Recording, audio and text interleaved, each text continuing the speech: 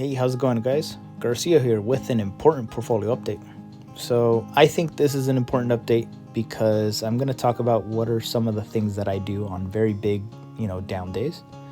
And I think these might even be more important than the ones where the market does nothing or the market is up, because I think these decisions compound over time and are reflected in the portfolio later on when there's a big rip in the market. So let's get into it. Today we are down over $30,000. We're down to $368,968.12 after hours. So let's get into it. We're down in the Roth IRA 5.6% today. We're up 6% year to date and 142% all time. This is the state of the portfolio, total percent return, and the equity. Okay, so let's get into what I'm doing today in this account. Well, first off, you'll notice that the RKLB covered calls, they have been closed today because of the dip. So we closed them at 90% profit. But more importantly, what's going on in the big account? That's mostly Palantir. Palantir had a very rough day today, and you guys will see in just a minute. Today we're down 7.3%. Year to date, we're still at 37%, so not bad at all. And up 409% all time, going back to August 2nd, 2021. Buying power is up to 241,000. And this is the current equity.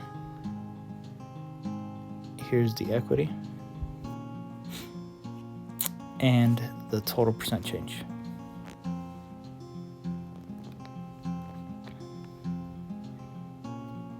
Now, let's get into what's going on with Palantir.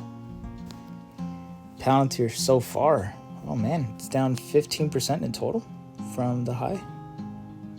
Yeah, it was down 10% today and down another 5% overnight. Throughout the day, it was in the 120s. It dipped to 121. It went up to around 125. And around here is when Donald Trump said that he would cut funding for the Pentagon by I believe it was 8% a year for 5 years. If I'm not mistaken, I'll have to check the numbers, or if it was 10%. But the point is, Palantir got dragged down because the market believes that means less money for Palantir. It could also be because of news that Alex Karp is selling shares, but those fears are also unfounded because he's actually going to be selling less shares than he was before. I'll see if I can find John's post about it. But let's see what I did today. For one, I didn't sell a single share. I didn't get shaken out of the position.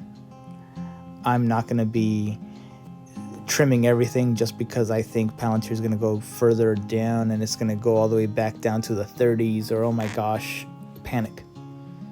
No, this is a long-term hold for me. It's something that I decided a long time ago.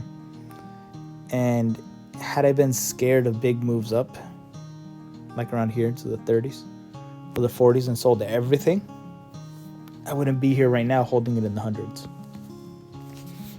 Because I know what I hold, and that's the conviction that I have.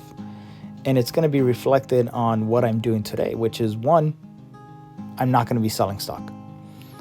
I'm not buying a bunch of shares now because I already have a strong position.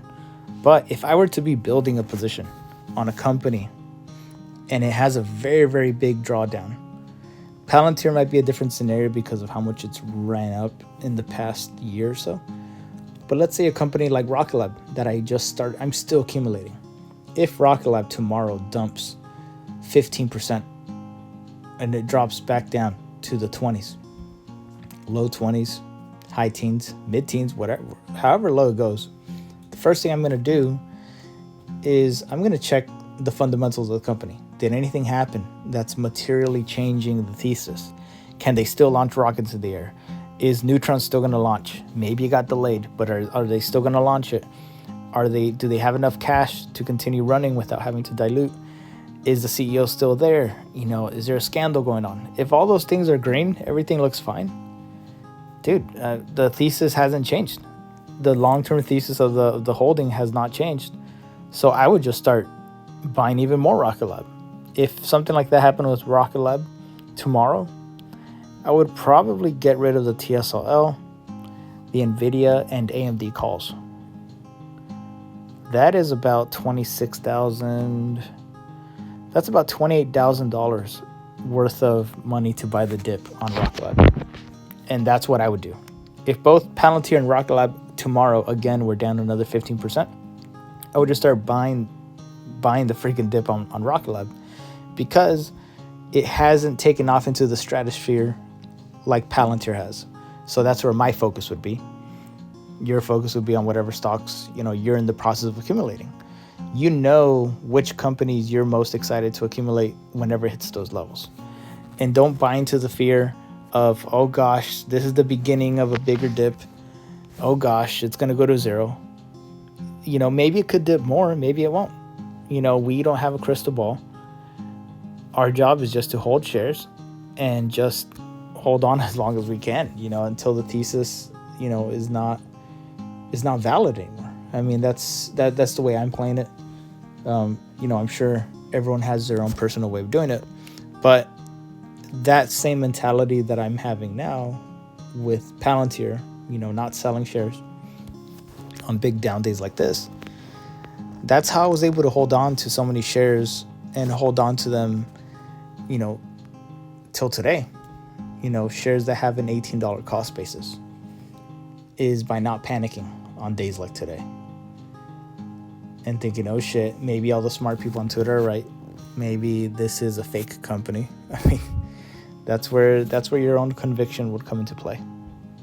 So I hope you know, it makes a little sense for people out there. I mean, I'm not some type of genius, you know, when it comes to this. I'm just trying to share what I've learned, you know, throughout this year and a half that I've been more actively investing. Okay, here. Oh man, I don't want to go back too far, but still, yeah, we'll just go here. Let's see. Oh, Palantir number 5. Maybe this was the top. Let's see how it goes. 1, 2, 3, 4, 5, everybody. Maybe it was. That'll be hilarious. Get in, loser. We're saving the West. We are back.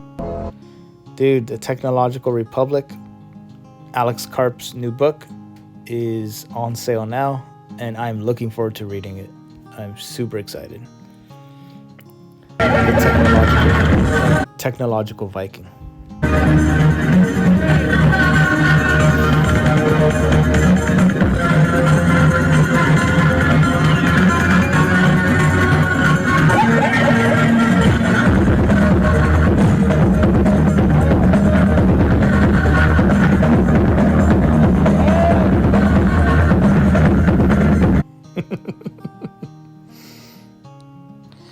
This guy talking about being a short target. Oh, of course that guy's gonna be, of course, over the moon right now, right? This guy is ready to short it hard. We'll see. We'll see if he's gonna make money probably, and then he's gonna claim that Palantir is such a terrible company. It's been a short target since 15. That's my thought process. So ain't got no motion cause you won't lock in. You wondering why you ain't made it to the top and ain't got no motion cause you won't lock in. Lock in. You gotta lock in. Hot take, I support USAID, the United States Artificial Intelligence Development. Here's today's trade. Me, until the Technological Republic is delivered. I am still waiting. It's snowing here in Arkansas, and I'm not sure if we're gonna get today's mail. Neural handshake, strong and holding. With Andro Industries,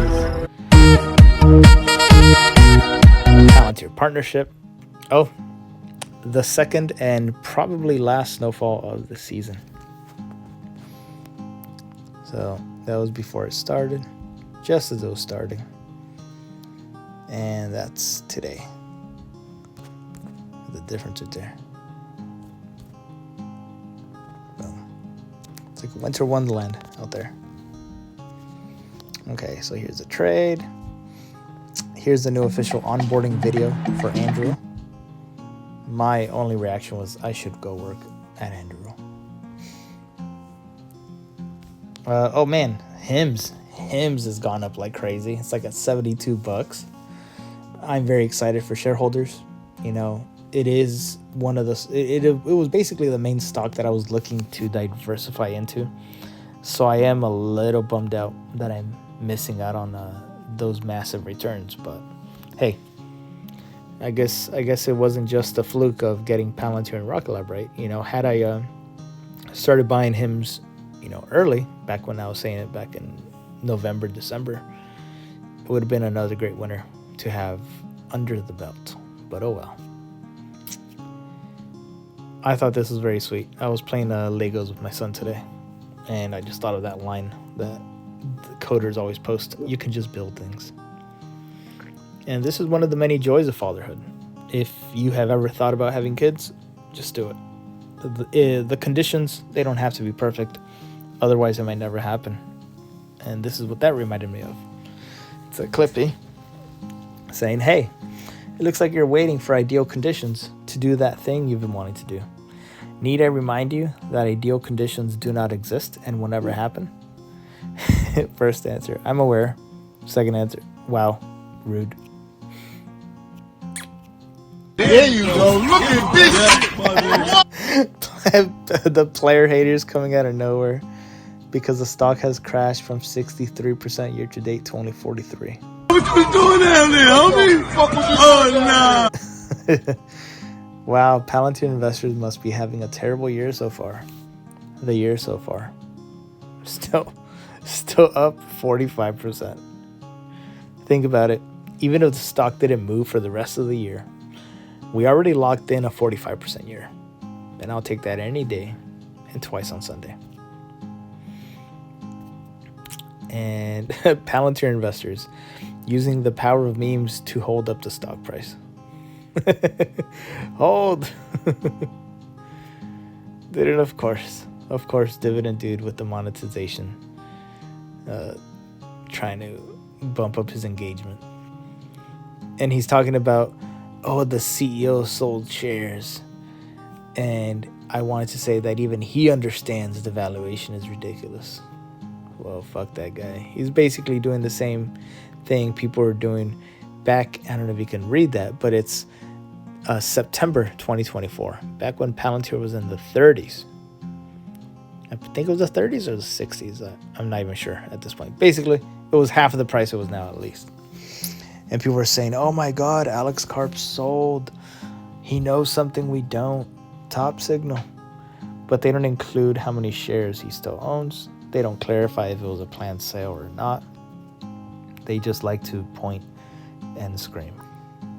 Okay. Oh, and this one. Back in my day, dollar menu items were $1 each. Man, good old times.